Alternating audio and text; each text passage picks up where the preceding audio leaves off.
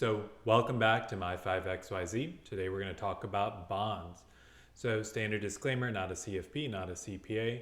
I'm just a guy that likes to learn about different things, and bonds was something that I felt was a responsible thing to talk about, considering I've talked about stocks, ETFs, REITs, all sorts of things. And so bonds is something that, as someone in my mid-30s, I don't use a lot of. I personally would rather take on extra risk to try to grow my money, and then when I do need it later on, I will start to probably make a shift towards bonds, but I do carry some bond exposure, and so we'll cover that a little bit later. But what you need to know, I have a series on bonds down below. If you explore on the channel, look for the playlist bonds, and it'll talk about each one in more detail. But this is something that I'd like you to at least be familiar with. I'm not saying that bonds are for everyone. In fact, I think bonds might not be the most useful thing for someone that's really young, that has a high risk tolerance and a long timeline. But starting off with number one, this is how I get my exposure, and these are through bond ETFs. In my case, I do it through a Vanguard Target Date 2050 fund. I do this in my employer 401k, and it just automatically rebalances the percentage of bond exposure based off of how close I am to the target date. So the hope is that the closer I get to my target date for retirement, I want my investments to be more likely to be there. I don't want a sudden bear market to make 20% of my income or future income to suddenly disappear in thin air. I want my money to be kind of stable at that point in time, reliably giving me income to supplement Social Security if it still exists at that point in time. And so that's why having a target date fund is really simple, easy, and for me, how I choose to do it. It allows me to dollar cost average through my paycheck through a 401k. It automatically rebalances. There are going to be people that are going to kind of comment to say maybe the expense ratio is a little high or there are other ways. For me, I like to passively invest. And so for me, the extra expense ratio that I might be paying to go ahead and have it done for me, to not have to worry about it, that is worth that little bit of extra cost. The expense ratio is still pretty low. It's through Vanguard. Vanguard has some of the lowest expense ratios in the industry, although Fidelity always likes to give them a run for their money. But this is one of the funds that I have available in my 401k, and that's what I use for my exposure. During 2020, I did have some bond ETFs that I did go through Fidelity, but after a while, I kind of got a little tired of them, and I think in 2021, I actually sold out some of my bonds that I was holding in my retirement savings and swapped them out for dividend stocks instead. And that's something we'll get a little bit later too. But moving on to number two, Series I bonds. This is something that if you follow me on public, I did a post, and all credit goes to @SpinChange. He's the one that introduced me to Series I bonds and the fact that their returns right now currently are 7.12%. Series I bonds are issued by the US government, and so it's guaranteed by the government to return that 7.12% for a 6-month duration. And then every May and November is where it goes up, gets kind of analyzed, and based off of federal rate as well as a rate based off of inflation, they'll adjust it for the next kind of following 6 months. And so for right now, it is at 7.12%. In May of 2022, it is subject to change, but again, since it's tied to inflation, I don't think inflation is transitory anymore. I don't think it's suddenly going to go down. I'd be surprised to see the tips, or not the tips rate, but the Series I bond rate dramatically change in next year. That being said, there's some caveats you need to be aware of. The Series I bond is not state tax, but it is federally taxed. The tax could be deferred until you actually renew it.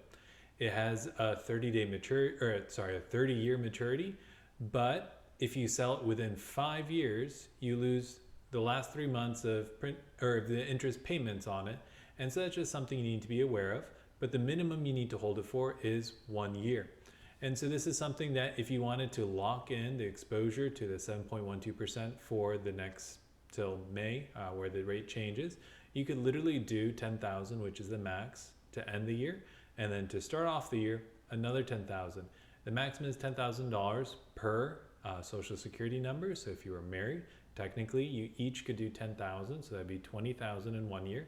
And then starting January, 20,000 again, and that'd be $40,000 that you had a guaranteed return of about 7.12% from the US government up until May. And then whatever that rate is determined to be going forward for the next kind of 6 months. And so if you held that for 5 years or longer, you get the full interest rate on that. But if you held it for just 1 year, but under 5 years, you'd be giving up 3 months. But if the rates go low, exiting out of that position is well within your right, and it is something to consider. When I do my passive investing, I honestly am trying to get 8 to 10% returns yearly.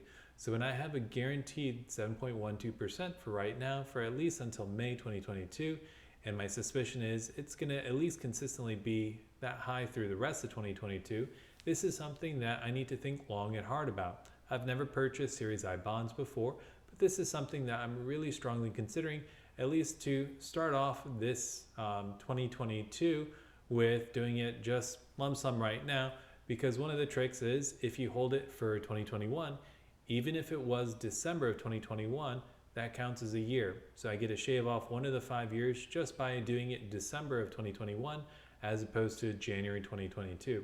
And so I'm closing on that window, got about 2 more weeks to make that decision, but as something that I think I might increase my bond exposure through Series I bonds.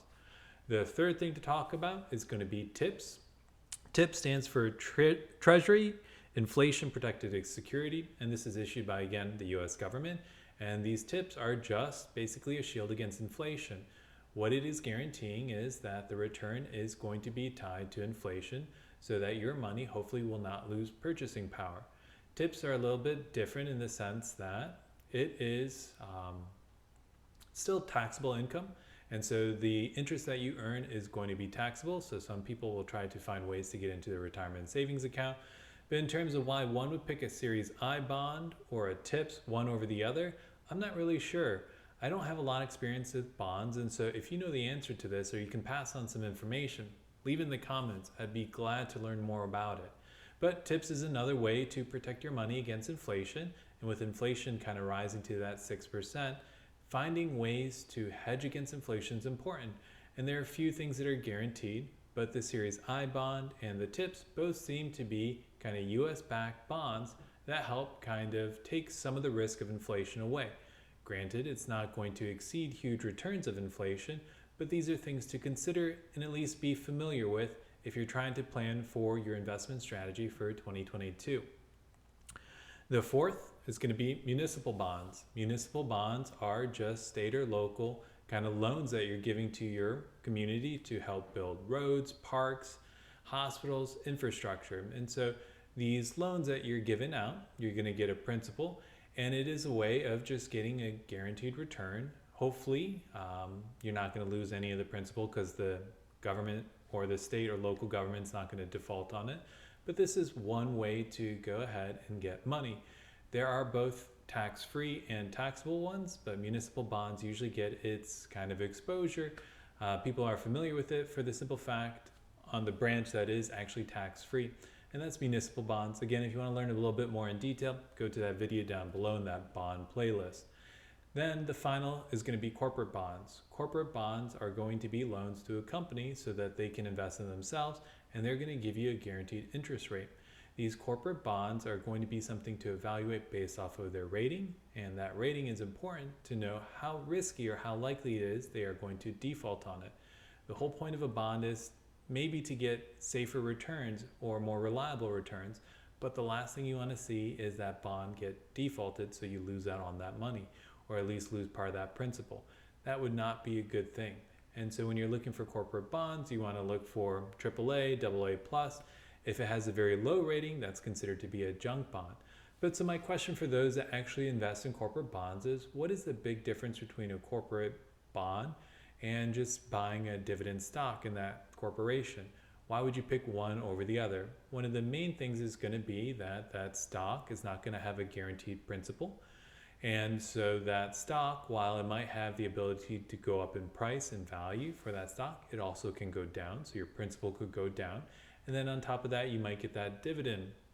But that's if you decided to invest in a corporation that pays out dividends.